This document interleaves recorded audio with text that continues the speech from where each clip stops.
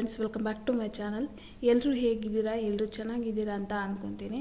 ಇದು ಹುಣ್ಣಿಮೆ ದಿನ ನಾನು ಪೂಜೆ ಮಾಡಿದ್ನಲ್ಲ, ಅದು ಕಂಟಿನ್ಯೂಷನ್ ವಿಡಿಯೋ. ಸೊ ಇವತ್ತಿನ ಬ್ಲಾಗ್ ನಿಮಗೆ ಸ್ವಲ್ಪನಾದರೂ ಮೋಟಿವೇಶನ್ ಕೊಟ್ಟಿದ್ರೆ please like, share, comment and subscribe to my channel. ಹೊಸದಾಗಿ ಚಾನಲ್ ನೋಡ್ತಾ ಇದ್ದರೆ ಸಬ್ಸ್ಕ್ರೈಬ್ ಮಾಡ್ಕೊಳ್ಳಿ. ಹಾಗೆ ವಿಡಿಯೋ ಇಷ್ಟ ಆಗಿದ್ರೆ ಪ್ಲೀಸ್ ಮರೀದೆ ಲೈಕ್ ಮಾಡಿ. ಮನೇಲಿ ಸ್ಕೂಲ್ಗೆ ಹೋಗೋ ಮಕ್ಕಳು, ಕಾಲೇಜ್ಗೆ ಹೋಗೋ ಮಕ್ಕಳು ಮತ್ತು ಹಸ್ಬೆಂಡ್ ಆಫೀಸ್ಗೆ ಹೋಗೋರಿಗೆ ಹಿಂದಿನ ದಿನವೇ ನಾವು ಬ್ರೇಕ್ಫಾಸ್ಟ್ ಏನು ಅಂತ ನಾವು ಪ್ಲ್ಯಾನ್ ಮಾಡಿಕೊಂಡು ಮುಂದೆ ನಾವು ನೆಕ್ಸ್ಟ್ ಡೇ ನಮಗೆ ಈಸಿ ಆಗಬೇಕಂದ್ರೆ ಹಿಂದಿನ ದಿನವೇ ಎಲ್ಲ ಪ್ಲ್ಯಾನ್ ಮಾಡಿ ಇಟ್ಕೊಂಡ್ರೆ ಬೆಳಗ್ಗೆ ಬೇಗ ಎದ್ದು ಎಲ್ಲ ಕೆಲಸಗಳು ಆರಾಮಾಗಿ ಟೆನ್ಷನ್ ಇಲ್ಲದೇ ಎಲ್ಲ ಮಾಡಿ ಕಳಿಸ್ಬಹುದು. ಹಾಗಾಗಿ ನಾನು ಹಿಂದಿನ ದಿನವೇ ಬ್ರೇಕ್ಫಾಸ್ಟ್ಗೆ ಸ್ವಲ್ಪ ದೋಸೆ ಮಾಡೋಣ ಅಂಥೇಳಿ ಬರೀ ರೈಸ್ ದೋಸೆನ ಮಾಡೋಣ ಅಂಥೇಳಿ ಒಂದು ಸ್ವಲ್ಪ ಸೋಯಕಾಳನ್ನು ಹುಡುಕ್ತಾಯಿದ್ದೆ. ಸೋಯಕಾಳೆಲ್ಲ ಫುಲ್ ಖಾಲಿ ಆಗೋಗ್ಬಿಟ್ಟಿದ್ದು. ಸೊ ಮೆಂತ್ಯ ಕಾಳನ್ನೇ ಜಾಸ್ತಿ ಹಾಕ್ಬಿಟ್ಟು ದೋಸೆಗೆ ನೆನೆಸಿದ್ದೀನಿ. ಸೊ ದೋಸೆಗೆಲ್ಲ ನೆನೆಸಿದ್ದಾದಮೇಲೆ ಒಂದು ಸ್ವಲ್ಪ ಹಾಗೆ ಕಾಯಿ ತುರಿ ಇರಲಿಲ್ಲ, ಕಾಯಿ ತುರಿನೂ ತುರ್ಕೊಂಡು ಮಧ್ಯಾಹ್ನ ಟೈಮು ಊಟ ಎಲ್ಲ ಆದಮೇಲೆ 1 ಅವರ್ ರೆಸ್ಟ್ ಮಾಡಿ ನಾನು ಈ ಕೆಲಸಗಳೆಲ್ಲ ಮಧ್ಯಾಹ್ನ ಟೈಮ್ ಮಾಡಿಕೊಂಡೆ.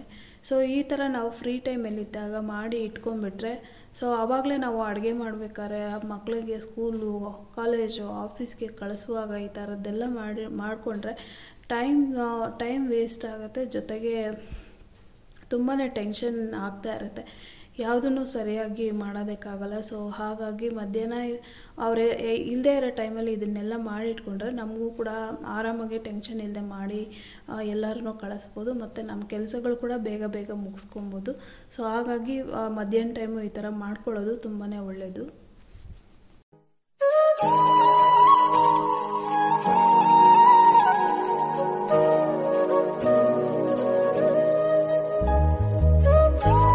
ಕೆಲವೊಂದು ರೆಸಿಪೀಸ್ಗೆ ನನಗೆ ಒಣಕೊಬ್ಬರಿ ಕೂಡ ಬೇಕಾಗುತ್ತೆ. ಸೊ ಹಾಗಾಗಿ ಒಣಕೊಬ್ಬರಿನ ಇವಾಗ ತುರಿದು ಇಟ್ಕೊತಾ ಇದ್ದೀನಿ.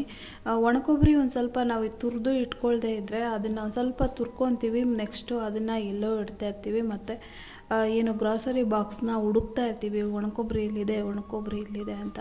ಸೊ ಅದಕ್ಕಿಂತ ಈ ಥರ ತುರಿದು ಒಂದು ಬಾಟಲ್ಗೆ ಹಾಕಿ ಫ್ರಿಜ್ನಲ್ಲಿ ಸ್ಟೋರ್ ಮಾಡಿ ಇಟ್ಕೊಂಡ್ಬಿಟ್ರೆ ನಾವು ಅಡುಗೆ ಮಾಡುವಾಗ ಬೇಗ ಹಾಕಿ ನಾವು ಅಡುಗೆನ ಕಂಪ್ಲೀಟ್ ಮಾಡ್ಬೋದು. ಸೊ ಹಾಗಾಗಿ ನಾನು ಒಣಕೊಬ್ಬರಿನ ಇವಾಗ ಎಲ್ಲ ತುರಿದು ಇಟ್ಕೊತಾ ಇದ್ದೀನಿ.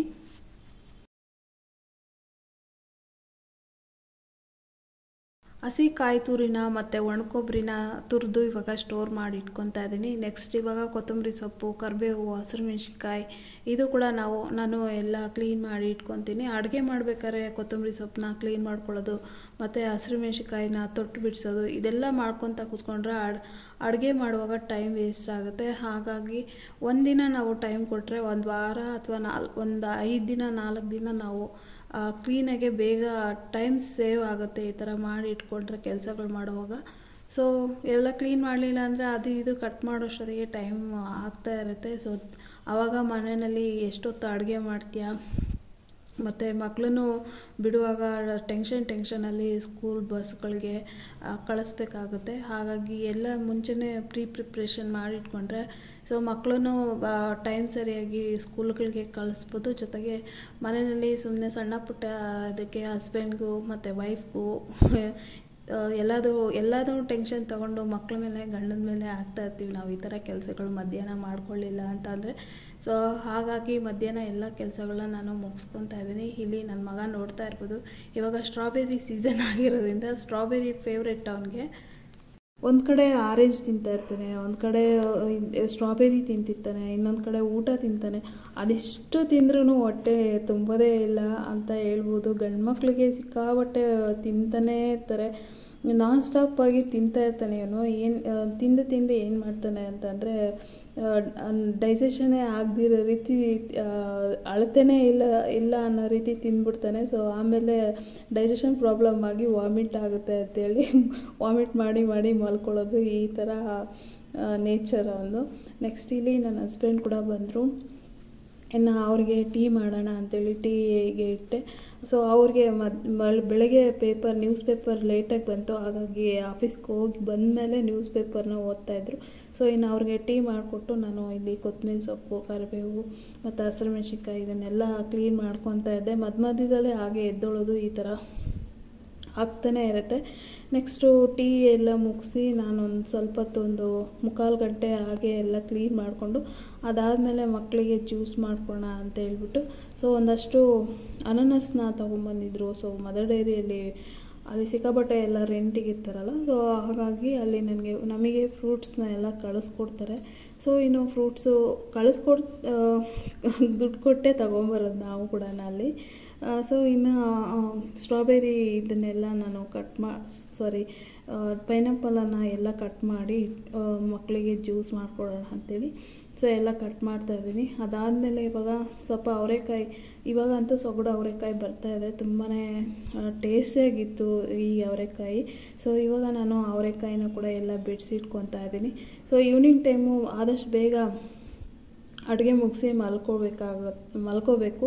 ಹಾಗಾಗಿ ನೈಟ್ ಟೈಮ್ ಇದನ್ನೆಲ್ಲ ಇಟ್ಕೊಳ್ಳೋದು ಬೇಡ ಅಂಥೇಳಿ ಸೊ ಮಧ್ಯಾಹ್ನನೇ ಎಲ್ಲ ಸುಲ್ಕೊತಾ ಇದ್ದೀನಿ. ಕೆಲವೊಂದಷ್ಟು ಇದ್ಕಿದ ಬೇಳೆ ಮಾಡ್ತೀನಿ, ಕೆಲವೊಂದಷ್ಟು ಹಾಗೆಯೇ ಮಾಡೋಣ ಅಂಥೇಳಿ 1-2 kg ಅವರೆಕಾಯಿನ ತೊಗೊಂಬಂದಿದ್ದೆ. ಸೊ ಮನೆ ಹತ್ರನೇ ಬರುತ್ತೆ, 2-2 kg ತೊಗೊತೀನಿ. ಸೊ 2-2 kg ಒಂದೊಂದು ವಾರಕ್ಕೆ ಖಾಲಿ ಮಾಡೋಣ, ಫ್ರೆಶ್ಶಾಗೆ ತೊಗೊಳ್ಳೋಣ ಅಂಥೇಳಿ ಜಾಸ್ತಿ ತೊಗೊಳ್ಳೋಕ್ಕೆ ಹೋಗಿಲ್ಲ. ನೆಕ್ಸ್ಟ್ ಅವರೆಕಾಯಿನ ಹಾಗೆ ಬಿಡಿಸ್ತಾಯಿದ್ದೆ. ಇನ್ನು ಈವ್ನಿಂಗ್ ಟೈಮ್ ಆಗ್ತಾಯಿತ್ತು, ಆಗ ಫೇಸ್ಗೆ ಒಂದು ಸ್ವಲ್ಪ ಈ ಗಂಧ ತೊಗೊಂಬಂದಿದ್ವಲ್ಲ ಮೈಸೂರಿನಲ್ಲಿ, ಸೊ ಅದನ್ನು ಸ್ವಲ್ಪ ಅಪ್ಲೈ ಮಾಡ್ತಾಯಿದ್ದೀನಿ. ಫೇಸ್ ತುಂಬಾ ಚೆನ್ನಾಗಿರುತ್ತೆ ಇದನ್ನು ಅಪ್ಲೈ ಮಾಡೋದ್ರಿಂದ. ಹಾಗಾಗಿ ಸ್ವಲ್ಪ ಗಂಧನ ಹಚ್ಕೊಂಡು ಆಮೇಲೆ ಕೆಲಸಗಳನ್ನ ಮಾಡ್ಕೊಳ್ಳೋಣ. ಇದನ್ನು ಹಚ್ಕೊಂಡು ಅದು ನನ್ನ ಪಾಡಿಗೆ ನಾನು ಕೆಲಸ ಮಾಡ್ಕೊತಿರ್ತೀನಿ. ಈ ಕಡೆ ನಾವು ಸ್ಕಿನ್ ಕೂಡ ಕೇರ್ ಮಾಡ್ಬೋದು, ಜೊತೆಗೆ ನನ್ನ ಕೆಲಸಗಳು ಕೂಡ ಆಗುತ್ತೆ ಅಂತ. ಒಂದು 5:30 ಆಗಿತ್ತು. ಇದನ್ನ ಪೂಜೆ ಮಾಡಬೇಕಲ್ಲ, ಈವ್ನಿಂಗ್ ಟೈಮ್ ಸಂಜೆ ದೀಪ ಹಚ್ಬೇಕಲ್ಲ, ಅದಕ್ಕೋಸ್ಕರ. ಸೊ ಇವಾಗ ನಾನು ಗಂಧನ ಹಚ್ಕೊಂಡು ಇನ್ನು ಉಳಿದಿರೋ ಕೆಲಸ ಏನಿದೆ ಅದನ್ನು ಮಾಡ್ಕೊತಾ ಇದ್ದೀನಿ. ಆದಷ್ಟು ನಾನು ಕಣ್ಣಿನ ರೆಪ್ಪೆ ಮೇಲೆ ಇದನ್ನು ಹಚ್ತಾ ಇರ್ತೀನಿ. ನಾವು ನಿದ್ದೆ ಕಡಿಮೆ ಏನಾದರೂ ಮಾಡ್ತಾಯಿದ್ರೆ ಅದು ಬ್ಲ್ಯಾಕಿಶ್ ಆಗ್ತಾ ಇರುತ್ತೆ. ಜೊತೆಗೆ ಮೊಬೈಲ್ನು ಜಾಸ್ತಿ ಯೂಸ್ ಮಾಡ್ತಾಯಿದ್ರೆ ಒಂಥರ ಅದು ಕಣ್ಮೇಲೆ ರೆಪ್ಪೆ ಮೇಲೆಲ್ಲ ಬ್ಲ್ಯಾಕ್ ಆಗಿರುತ್ತಲ್ಲ. ಸೊ ಹಾಗಾಗಿ ಆದಷ್ಟು ಕಣ್ಣಿನ ಕೆಳಗಡೆ ಕಣ್ಣಿನ ರೆಪ್ಪೆ ಮೇಲೆ ನಾನು ತುಂಬಾ ಅಬ್ಸರ್ವ್ ಮಾಡಿ ಅದನ್ನು ಹಚ್ತಾ ಇರ್ತೀನಿ. ನೆಕ್ಸ್ಟ್ ಇವಾಗ ನಾನು ಅದನ್ನು ಫೇಸ್ಗೆ ಹಚ್ಕೊಂಡು ಮತ್ತು ಉಳಿದಿರೋ ಕೆಲಸನ ಕಂಪ್ಲೀಟ್ ಮಾಡ್ಕೊಳ್ಳೋಣ ಅಂಥೇಳಿ ಸ್ವಲ್ಪ ಹೊರಗಡೆನೇ ಕೂತ್ಕೊಂಡಿದ್ದೀನಿ. ಹೊರಗಡೆ ಗಾಳಿಗೆ ಫುಲ್ಲು ಬೇಗ ಡ್ರೈ ಆಗ್ತಾಯಿತ್ತು. ನೆಕ್ಸ್ಟ್ ಇವಾಗ ಮಕ್ಕಳಿಗೆ ಜ್ಯೂಸ್ ಮಾಡ್ಕೊಳ್ಳೋಣ ಅಂಥೇಳಿ ಅನಾನಸ್ನ ಕಟ್ ಮಾಡ್ಕೊಂಡ್ಬಂದು ಇವಾಗ ಜ್ಯೂಸ್ ಮಾಡ್ತಾಯಿದ್ದೀನಿ. 1-2 ದಿನ ಹಾಗೆ ಕಟ್ ಮಾಡಿಕೊಟ್ಟೆ ಮಕ್ಕಳಿಗೆ. ನೆಗಡಿ ಈ ಗಂಟ್ಲು ಇರ್ಚಿಂಗ್ ಎಲ್ಲ ಇದ್ದಾಗ ಸೊ ಪೈನಾಪಲ್ನ ಕೊಡೋದ್ರಿಂದ ಇರ್ಚಿಂಗ್ ಎಲ್ಲ ಕಡಿಮೆ ಆಗುತ್ತೆ ಅಂತ ನನ್ನ ಹಸ್ಬೆಂಡ್ ಹೇಳ್ತಾಯಿದ್ರು. ಹಾಗಾಗಿ 1-2 ದಿನ ಕಟ್ ಮಾಡಿಕೊಟ್ಟೆ. ಒಂಥರ ನಾಲ್ಗೆ ಎಲ್ಲ ಒಂದು ರೀತಿ ಕಡ್ತಾ ಅಂತ ಅನ್ನಿಸ್ತಾಯಿತ್ತು. ಸೊ ಇವತ್ತು ಜ್ಯೂಸ್ ಮಾಡಿಬಿಡೋಣ ಅಂಥೇಳಿ ಜ್ಯೂಸ್ ಮಾಡ್ತಾಯಿದ್ದೀನಿ. ಜ್ಯೂಸ್ ಮಾಡಿದ್ರೆ ಏನಾಗುತ್ತೆ ಅಂದರೆ ತುಂಬಾ ವೇಸ್ಟ್ ಆಗುತ್ತೆ. ಹಾಗೆ ತಿಂದರೆ ಒಳ್ಳೆಯದು, ಬಟ್ ನಾಲ್ಗೆ ಒಂಥರ ಕಡ್ತಾ ಆಗ್ತಾಯಿದ್ದರಿಂದ ಸ್ವಲ್ಪ ಹಾಗೆ ಜ್ಯೂಸ್ ಮಾಡೋಣ ಅಂಥೇಳಿ ಮಾಡಿಕೊಡ್ತಾಯಿದ್ದೀನಿ. ನನ್ನ ಮಗನಿಗೆ ನೆಗಡಿ ಆಗಿತ್ತು, ಹಾಗಾಗಿ ಇವತ್ತು ಜ್ಯೂಸನ್ನ ಮಾಡಿ ಕೊಟ್ಟು ಅದಾದಮೇಲೆ ಫೇಸ್ ವಾಶ್ ಮಾಡಿಕೊಂಡು ಇನ್ನು ಮುಸ್ಸಂಜೆ ದೀಪನ ಹಚ್ತಾ ಇದ್ದೀನಿ. ಈ ನಮ್ಮ ಅಜ್ಜಿ ಹೇಳ್ತಾಯಿದ್ರು, ನಾವು ಚಿಕ್ಕವರಿದ್ದಾಗಿಂದ ಈ ಅಭ್ಯಾಸ ನಂಗೆ ಆಗ್ಬಿಟ್ಟಿದೆ. 6 ಗಂಟೆ ಆಯಿತು ಅಂತಂದರೆ ಅಮ್ಮಿ ದೀಪ ಹಚ್ಚು, ಅಮ್ಮಿ ಕಡ್ಡಿ ಹಚ್ಚು ಅಂತ ನಮ್ಮ ಅಜ್ಜಿ ಪ್ರತಿದಿನ ಹೇಳೋರು. ಒಂದು ದಿನ ತಪ್ಪಿಲ್ಲ, ಪ್ರತಿದಿನ ಹೇಳಿಸ್ಕೊಂಡು ನಾನು ಕಡ್ಡಿನ ಹಚ್ತಿದ್ದು. ಸೊ ಅವ್ರು ಇನ್ನೂ 5:45ಗೆ ಶುರು ಮಾಡೋರು, ಅಮ್ಮಿ ಮುಖ ತೊಳ್ಕೊಂಡು ದೀಪ ಹಚ್ಚು, ಕಡ್ಡಿ ಹಚ್ಚು ಅಂತ. ಸೊ ಅದು ನಮಗೆ ಚಿಕ್ಕವರಿದ್ದಾಗ ದೊಡ್ಡವರು ಏನು ಕಲಿಸ್ಕೊಟ್ಟಿರ್ತಾರೆ ಅದು ಹಾಗೆ ಬಂದುಬಿಡುತ್ತೆ. ಸೊ ಅದಕ್ಕೆ ನಾನು ಕೆಲಸ ಎಲ್ಲ ಮುಗಿಸಿ 1 hour ರೆಸ್ಟ್ ಕೂಡ ಮಾಡಿದ್ದೆ. ಸ್ವಲ್ಪ ರೆಸ್ಟ್ ಆದಮೇಲೆ ಮನೆ ಕೆಲಸಗಳೆಲ್ಲ ಮುಗಿಸಿ ಸೊ ಮಕ್ಳಿಗೂ ಎಲ್ಲ ಜ್ಯೂಸ್ ಮಾಡಿಕೊಟ್ಟು ಅದಾದಮೇಲೆ ಈಗ ಮುಸ್ಸಂಜೆ ದೀಪನ ಹಚ್ತಾ ಇದ್ದೀನಿ.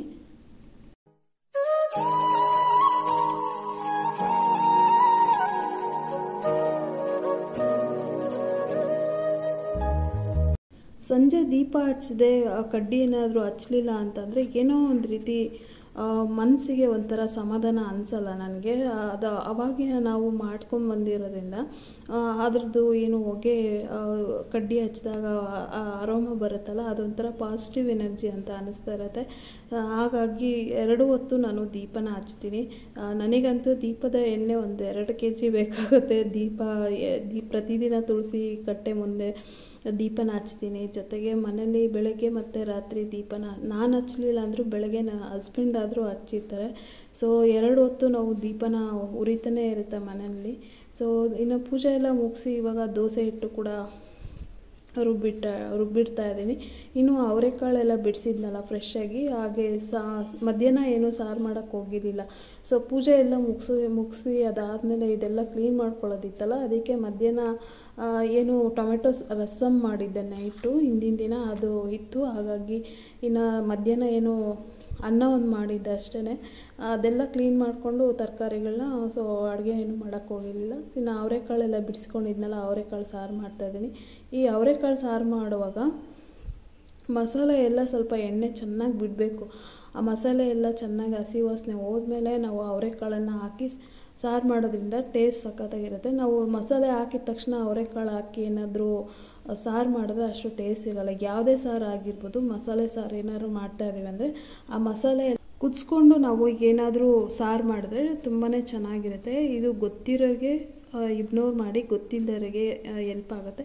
ನೆಕ್ಸ್ಟ್ ಇಲ್ಲಿ ನಾನು ಟೊಮೆಟೊ ಚಟ್ನಿ ಮಾಡ್ತಾಯಿದ್ದೀನಿ. ಸೊ ಟೊಮೆಟೊ ಕಾಯಿ ಚಟ್ನಿ ಅಂದರೆ ನನ್ನ ಫೇವ್ರೆಟ್ ಪರ್ಸ್ನಲಿ. ಇದು ಚಪಾತಿಗೆ ಮತ್ತು ದೋಸೆ, ಅನ್ನ, ಮುದ್ದೆಗಂತೂ ತುಂಬಾ ಚೆನ್ನಾಗಿರುತ್ತೆ.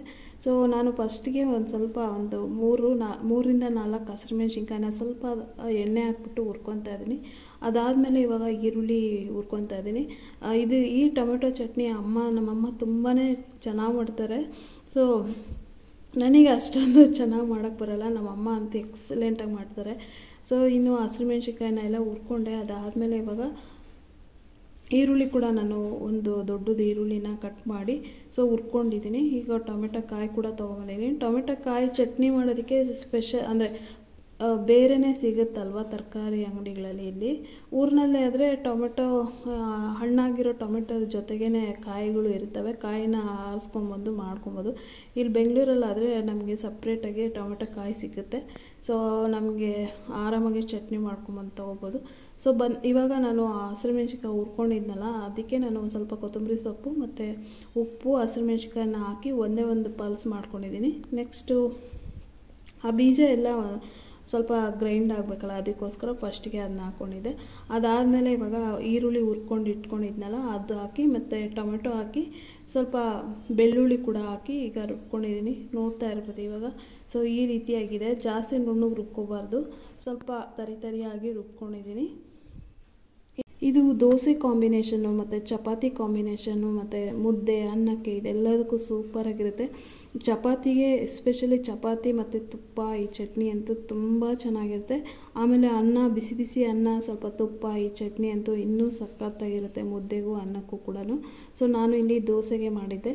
ಇನ್ನು ನೆಕ್ಸ್ಟು ನಮ್ಮ ನೈಬರ್ ಅವರು ಕ್ರಿಶ್ಚಿಯನ್ ಆಗಿರೋದ್ರಿಂದ ಒಂದಷ್ಟು ಪ್ಲಮ್ ಕೇಕು ಅದು ಇದು ಎಲ್ಲ ಕುರ್ಕುಲ್ ತಿಂಡಿನ ತೊಗೊಂಬಂದು ಕೊಟ್ಟಿದ್ದರು. ಸೊ ಪ್ರತಿ ವರ್ಷವೂ ಅಷ್ಟೇ ಅವರು ಬಂದು ಕೊಟ್ಟೋಗ್ತಾ ಇರ್ತಾರೆ. ಮಾತಾಡ್ತಾ ವಿಡಿಯೋ ಎಂಡ್ಗೆ ಬಂದುಬಿಟ್ವಿ. ಇಷ್ಟೊತ್ತು ಟೈಮ್ ಕೊಟ್ಟು ನೋಡಿದವ್ರಿಗೆಲ್ಲ ಥ್ಯಾಂಕ್ ಯು ಸೋ ಮಚ್. ಇವತ್ತಿನ ಟಾಪಿಕ್, ಎಷ್ಟೇ ಓದಿದ್ರು ಹೆಣ್ಮಕ್ಳು ಮನೆಯಲ್ಲಿ ಪಾತ್ರೆ ಉಜ್ಜೋದು ಮತ್ತು ಅಡುಗೆ ಮಾಡೋದು, ಹೊರಗಡೆ ಹೋಗಿ ಜಾಬ್ ಮಾಡೋದು, ಇದು ಯಾವ ಹೆಣ್ಮಕ್ಳಿಗೂ ತಪ್ಪಲ್ಲ ಅಲ್ವಾ. ಸೊ ಇವತ್ತಿನ ವಿಡಿಯೋ ನಿಮಗೆ ಮೋಟಿವೇಶನ್ ಕೊಟ್ಟಿದ್ದರೆ please like, share, comment and subscribe to my channel. Thank you for watching my video. Next ವಿಡಿಯೋದಲ್ಲಿ ಸಿಗೋಣ. ಅಲ್ವಾ, ಬಾಯ್.